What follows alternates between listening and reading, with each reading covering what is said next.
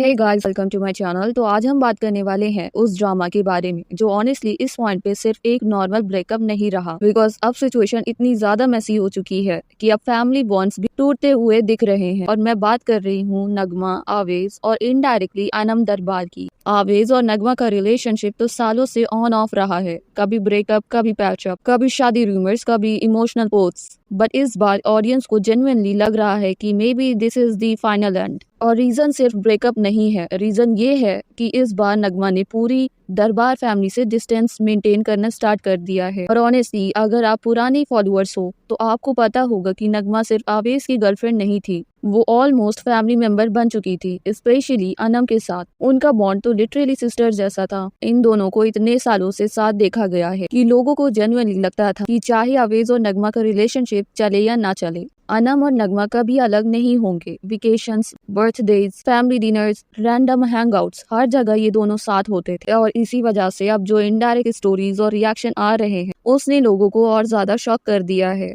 Recently Anam ने एक indirect story डाली थी जिसका मीनिंग कुछ ऐसा था कि जब तक कनेक्शन किसी को बेनिफिट करता है तब तक बॉन्ड रहता है। और ऑब्वियसली इंटरनेट ने इंस्टेंटली अज्यूम कर लिया कि ये नगमा के लिए था। अब ऑनेस्टली मुझे लगता है कि अनम हर्ट है, क्योंकि इमेजिन करो कोई पर्सन जो इतने सालों से आपकी लाइफ का पार्ट हो सडनली पूरी तरह से डिस्टेंस बना ले तो ऑब्वियसली बुरा लगेगा। But at the same time मुझे नगमा का साइड भी समझ आता है, बिकॉज एक पॉइंट के बाद अगर रिलेशनशिप इमोशनली एग्जॉस्टिंग हो जाए तो इंसान को सिर्फ अपने पार्टनर से नहीं बल्कि उसके पूरी इमोशनल इन्वायरमेंट से भी दूर जाना पड़ता है। और मुझे लगता है नगमा अब वही कर रही है, क्योंकि ऑनेस्टली अगर आप नोटिस करो तो जब भी आवेज और नगमा का ब्रेकअप होता था तब भी वो कम्प्लीटली डिस्कनेक्टेड नहीं होती थी। समवेयर कनेक्शन हमेशा बना रहता था और उसका एक बड़ा रीजन था फैमिली इन्वॉल्वमेंट, स्पेशली अनम। अब मैं ये नहीं बोल रही कि अनम इंटेंशनली उन दोनों को पैचअप करवाती थी, बट कभी कभी अननोइंगली भी दो लोगों के बीच कनेक्शन मेंटेन करते रहते हैं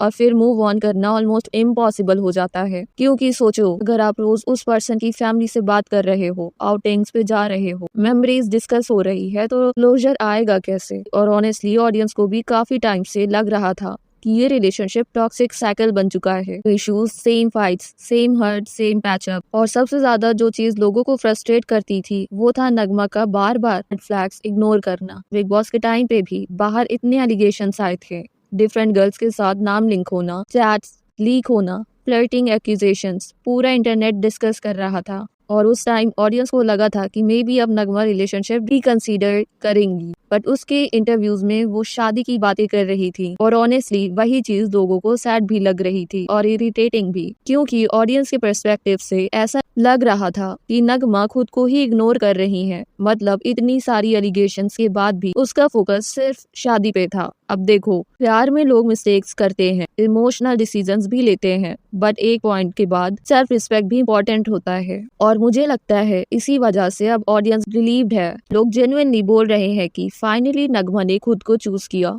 अब इस होल सिचुएशन में एक और ट्विस्ट आ गया है, अयान वाला एंगल। हाँ, अब इंटरनेट पे ये थ्योरीज चल रही है कि नगमा का नाम अयान के साथ लिंक हो रहा है। कुछ इवेंट्स में वो लोग साथ स्पॉट हुए थे, फिर वैलेंटाइन वीक वाला मिस्ट्री पोस्ट आया और उसके बाद इंटरनेट डिटेक्टिव्स ने रिंग और नेल्स तक कंपेयर करना स्टार्ट कर दिया। पर्सनली मुझे अब ये सब थोड़ा ओवर एनालाइज लगता है, क्योंकि सोशल मीडिया पे लोग लिटरली कुछ भी कनेक्ट कर देते हैं, बट अगर फ्यूचर में कुछ कंफर्म होता है देन ऑब्वियसली लोग बात करेंगे। और ऑनेस्टली अगर टाइमलाइन ओवरलैप हुई होगी तो क्रिटिसिज्म भी दोनों साइड्स को इक्वली मिलना चाहिए, बिकॉज फेयरनेस सेम रहनी चाहिए। लेकिन फिलहाल मुझे लगता है कि ऑडियंस का मेन फोकस ब्रेकअप और फैमिली फॉल आउट पे ही है। और सच बोलूं, मुझे इस पूरी सिचुएशन में सबसे ज्यादा सैड ये लगता है इयर्स ओल्ड बॉन्ड्स इस तरह एंड हो रहे हैं, क्योंकि ब्रेकअप से मूव ऑन करना अलग चीज होती है, बट किसी फैमिली जैसे कनेक्शन लूज करना बहुत अलग लेवल का हर्ट होता है, स्पेशली जब आपने उनके साथ अपनी लाइफ के इतने साल स्पेंड किए हो।